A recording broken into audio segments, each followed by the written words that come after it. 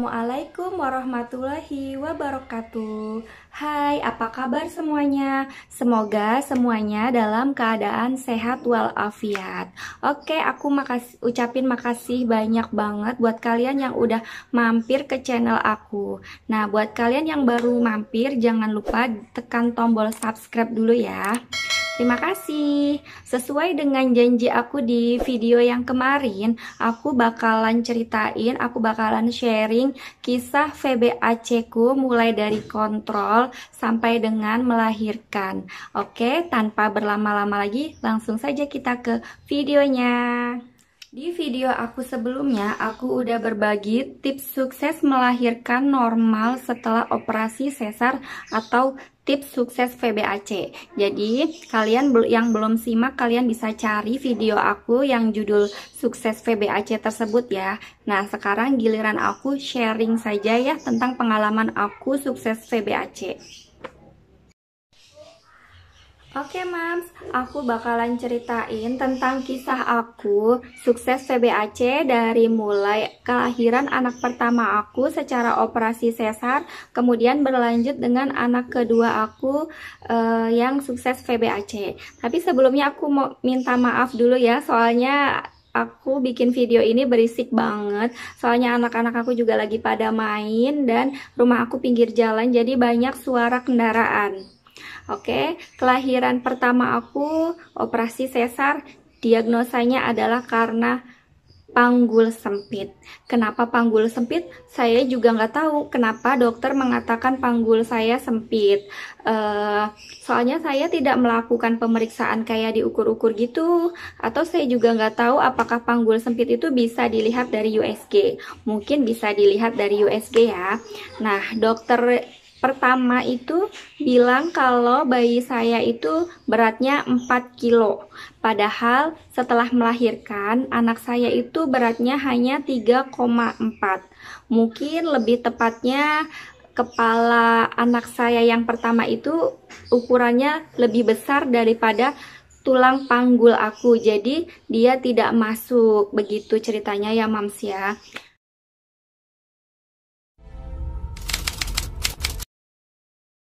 Oke, lanjut. Setelah 3 tahun, saya merencanakan untuk memiliki momongan kembali. Nah, setelah 3 tahun, aku periksa ke dokter. Katanya dikhawatirkan resikonya itu sangat tinggi, dikhawatirkan jahitannya robek, dan lain sebagainya.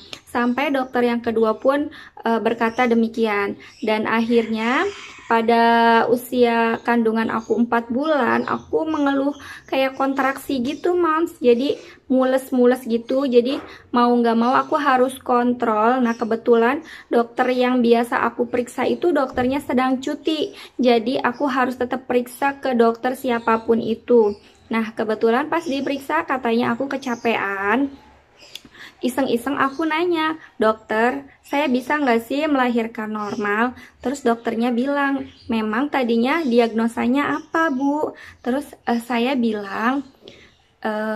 bilangnya nggak panggul sempit. Saya bilangnya bayi saya dulu besar, perkiraannya itu 4 kilo, tapi setelah lahir 3,4. Nah, kemudian dokternya bilang, oh begitu, bisa, yang penting berat badan bayi ibu harus di bawah 3 dan semuanya baik, kondisi bayinya baik dan ukuran bayinya juga tidak terlalu besar, mulesnya juga nanti baik, nanti bisa melahirkan secara normal.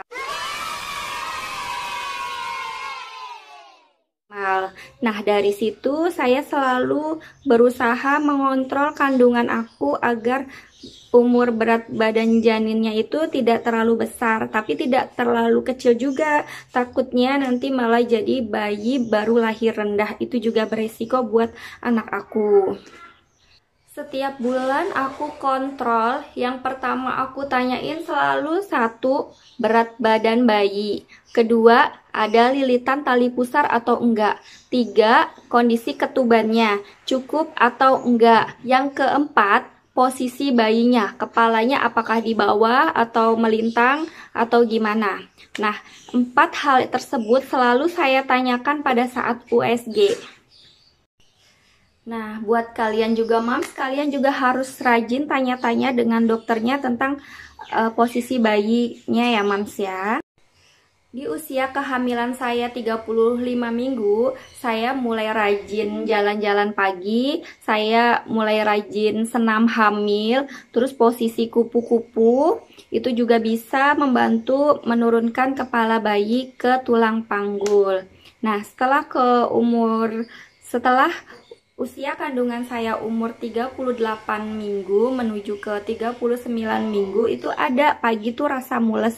Cuman mulesnya itu masih bisa tertahan. Jadi saya masih bekerja di kantor dan saya pun masih melakukan aktivitas seperti biasa. Tepat jam 11 itu rasa mulesnya itu menjadi semakin sering dan jadi rasa semakin sakit. Maka dari itu saya putuskan untuk langsung ke rumah sakit jam 11 malam. Nyampe rumah sakit kurang lebih jam setengah 12 malam. Nah, di sana di rumah sakit itu ternyata baru pembukaan 1 moms. Jadi saya duduk jalan-jalan dulu, terus juga saya pas itu jam 1 akhirnya ketuban pecah. Kemudian saya miring kiri, meskipun miring kiri itu sakit banget, tapi itu pembukaannya cepet banget, pembukaan 2, 3, 4, 5, sampai ke pembukaan lengkap ya moms ya. Jadi kalian kalau misalkan ingin pembukaannya cepet, itu harus miring kiri dan minum teh manis. Nah, saya tuh yang agak bingung tuh, dokternya bilang kalau misalkan sampai pagi pembukaannya nggak jalan cepet, nanti akan dilakukan operasi sesar kembali ya. Kayak gitu dokternya bilang kayak gitu. Maka dari itu saya harus cepet-cepet gitu. Jadi saya selalu miring kiri. Dan akhirnya tepat jam 3 itu bayi saya lahir, alhamdulillah pembukaan lengkap, terus langsung lahir bayi laki-laki. Rasanya seneng banget. Suster di situ selalu bilang jangan ngeden bu, jangan ngeden pas baru pembukaan 7, 8, soalnya nanti robek gitu bilangnya. Tapi rasa pengen ngedennya itu bener-bener tidak tertahan. Kalau misalkan nggak ngeden tuh sakit banget. Jadi rasa mulesnya itu seperti itu ya moms ya. Gambaran aja, sedikit gambaran.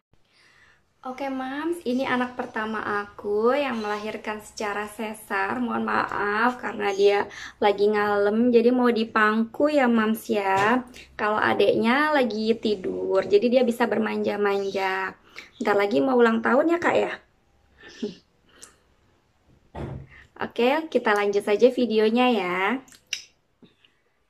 Intinya kalau misalkan kita didiagnosa panggul sempit, kita harus tahu besar kepala atau berat badan janin yang ada di dalam kandungan kita.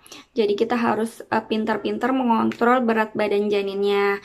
Bayi saya itu yang kedua terlahir 2,9 kilo. Nah, itu bisa dilalui oleh panggul saya yang kata dokter itu sempit. Oke moms, sekian review dari aku, semoga bermanfaat. Kurang lebihnya saya mohon maaf. Nah, buat mami-mami yang punya cerita pengalaman tentang VBAC, kalian bisa tulis di kolom komentar ya moms ya. Dan juga jika ada pertanyaan, kalian juga bisa tulis di kolom komentar. Kurang lebihnya saya mohon maaf. Wassalamualaikum warahmatullahi wabarakatuh. Bye.